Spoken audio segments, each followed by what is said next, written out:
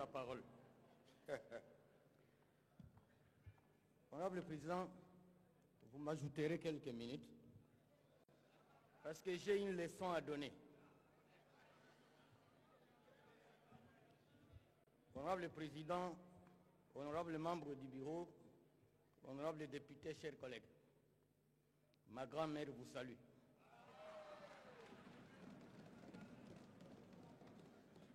Honorable Président, avant que je n'entre dans le fond de mon intervention, je vais partager avec vous une expérience africaine de modèle de développement sur le plan des infrastructures. Il s'agit du modèle malgache sous la présidence de Marc Rovalomanana. Quand Rovalomanana entre en fonction comme président de la République, il imprime 5 calendriers. Si nous sommes en 2021, il met 2022, 23, 24, 25 et 26. Le ministre des Infrastructures présente son plan d'action et il fait les études de faisabilité. Il présente chez le président de la République. Il dit le coût du trajet à construire. Et le président lui pose la question, ça va coûter combien?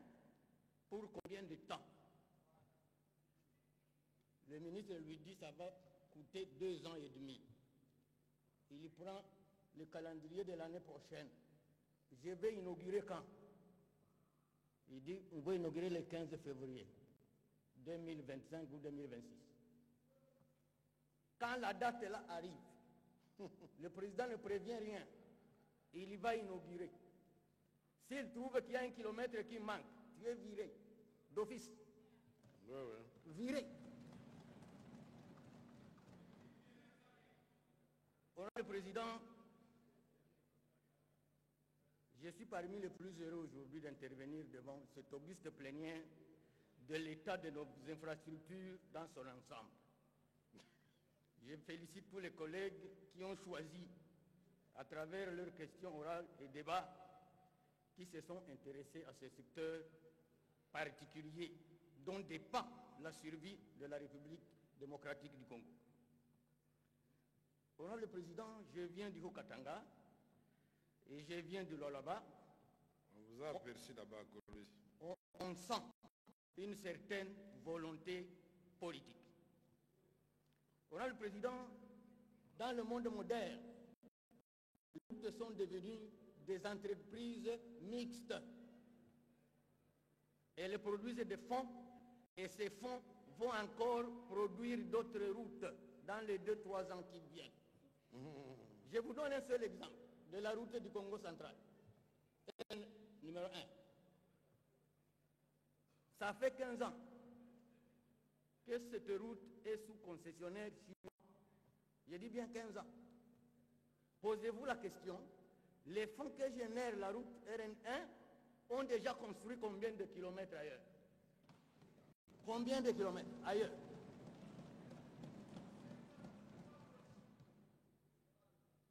Mais au Lualaba d'où je viens, la dame, avec les fonds de RN, avec le fonds de Kolwezi, Kasumbalesa, la dame a dévié la route pour aller à Solwezi, à la frontière zambienne.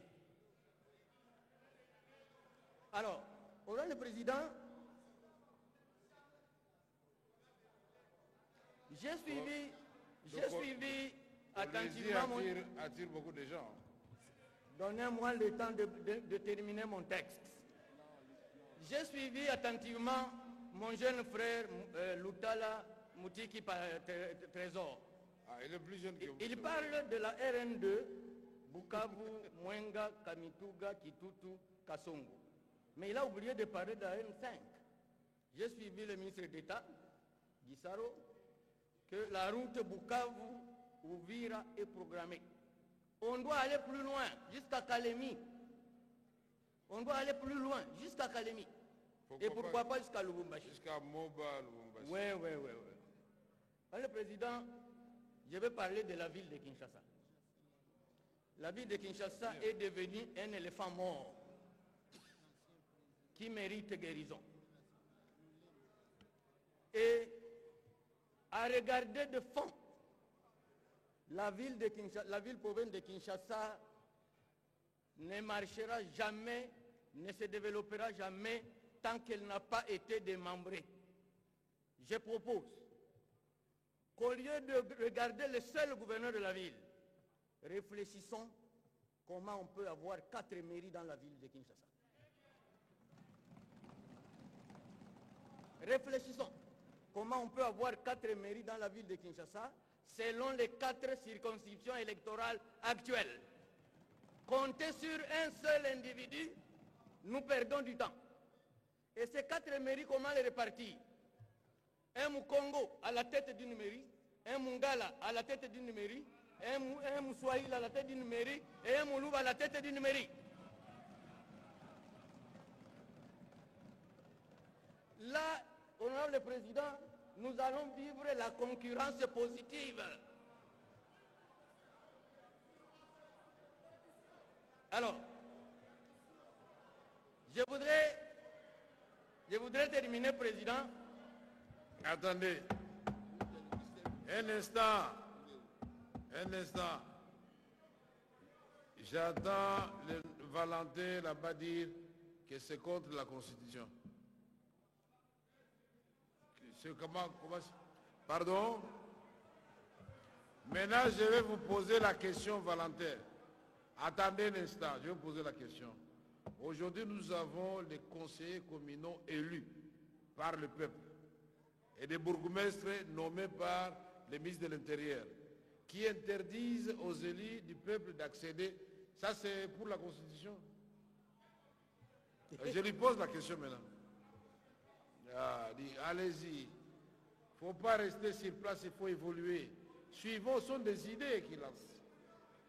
Honorable Bitakwira, que personne ne vous intimide, vous êtes au niveau de la réflexion. Votre réflexion ne viole rien parce que vous ne l'imposez à personne. Ouais. La discussion viendra le moment venu. Ça viendra, président. Allez-y, mon président, frère. je voudrais terminer. Un collègue a parlé sur le programme PDL 145.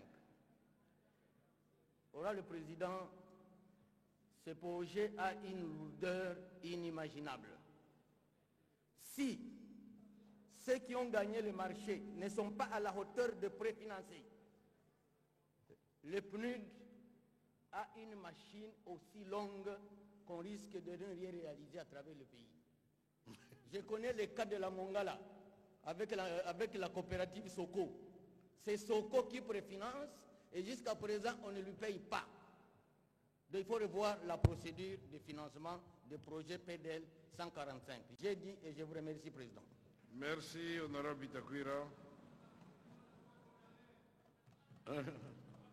Nous demandons à l'honorable Tade Maboulaou de ARCD Palou et allié de venir prendre la parole. Honorable Tade,